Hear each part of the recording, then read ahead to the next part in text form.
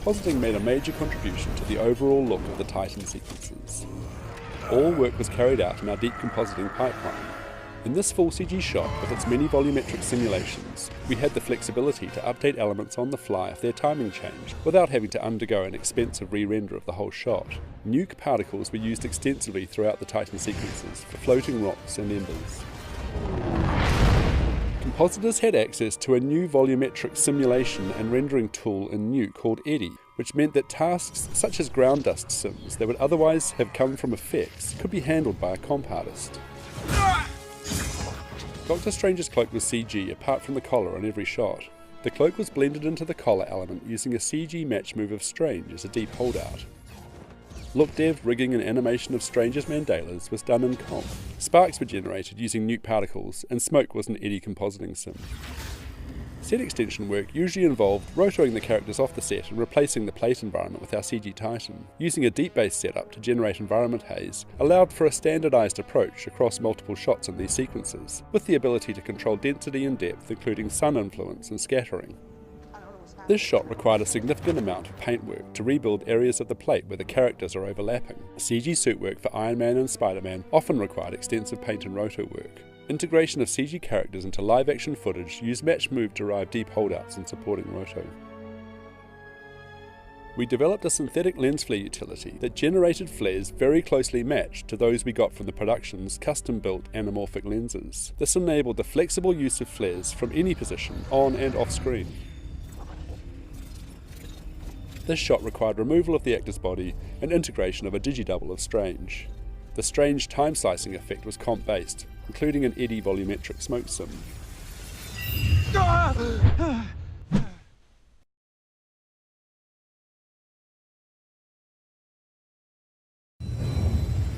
For Thanos' arrival on Titan, we simulated the portal using our proprietary sparse simulation framework, Synapse.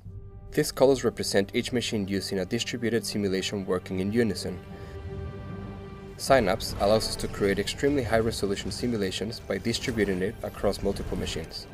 Doctor Strange's golden lighting was based on internal concept art and simulated with layers of lava, sparks, procedural magical effects, volumetrics, and destruction. We used Newton's law of cooling for the basis of the spark effect. We embedded physical rules into our simulation and rendering to mimic the natural behavior of sparks in relation to temperature and motion. For destruction, we created a workflow called OEH Rigid within Houdini that allow artists to quickly build complex and diverse rigid body simulations in a cohesive and standardized way. We also had to manage the tearing and stitching of metal within our sims. We developed tools to cluster and layer simulations to achieve a complexity and scale necessary for our shots. Lastly, we devised a non-constraint based solution for building an underlying elastic sim that added a sense of structure and elasticity within our rigid body simulations. We developed the Iron Man bleeding edge suit in collaboration with the filmmakers. The suit's nanotech transition was led by a liquid metal fluid sim, followed by multiple particle sims that formed the final mesh. We used this to create multiple weapons and tools, as well as the various states of the damaged suit and helmet. When Thanos snaps his fingers, half of all life is wiped out in an effect we call the blip. We established a look that conveyed the emotional gravity of the moment.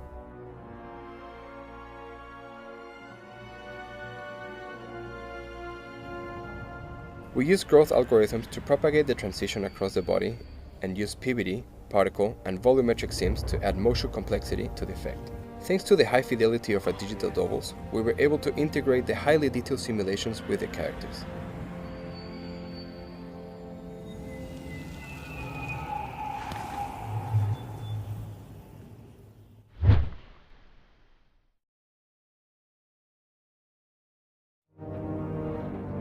Titan is where Thanos spends the majority of the third act battle, and where he is almost defeated.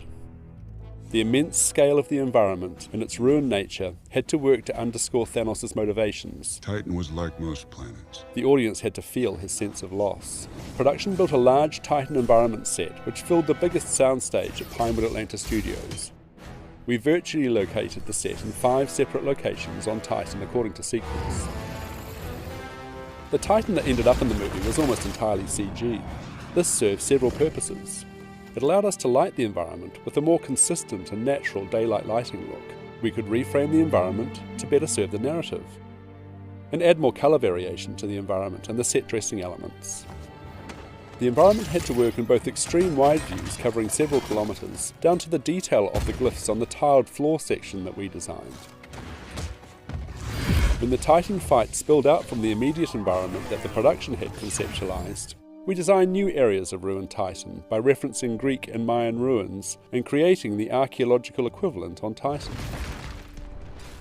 We used some clever instancing to maximise the huge amount of geometric detail required to describe this expansive environment. I'm sorry, I can't remember anybody's names.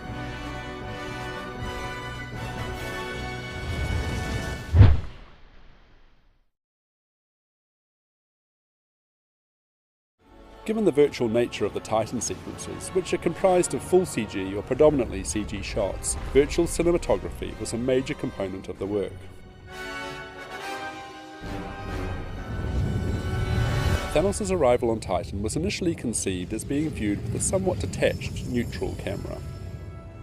Production embraced our suggestion of restaging the shot with a more dynamic camera that travels to Titan with Thanos, adding suspense to his arrival.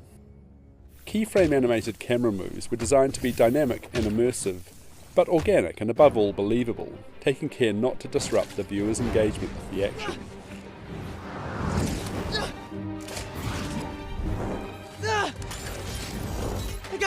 I got you! We developed a synthetic lens flare utility that generated flares very closely matched to those we got from the production's custom-built anamorphic lenses. So the lens flares that we added to our full CG shots matched the look of the production footage from other, more plate-based sequences. A range of lighting looks was explored before we settled on a natural, somewhat Earth-like, daylight lighting look.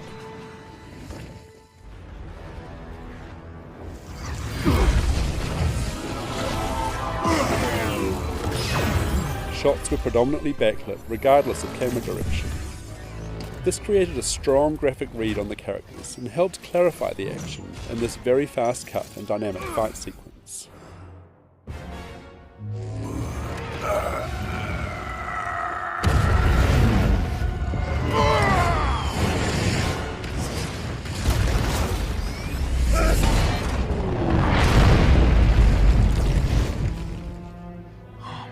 The sunset on Titan look that accompanied the demise of our heroes was designed to underscore the somber mood of this shocking turn of events.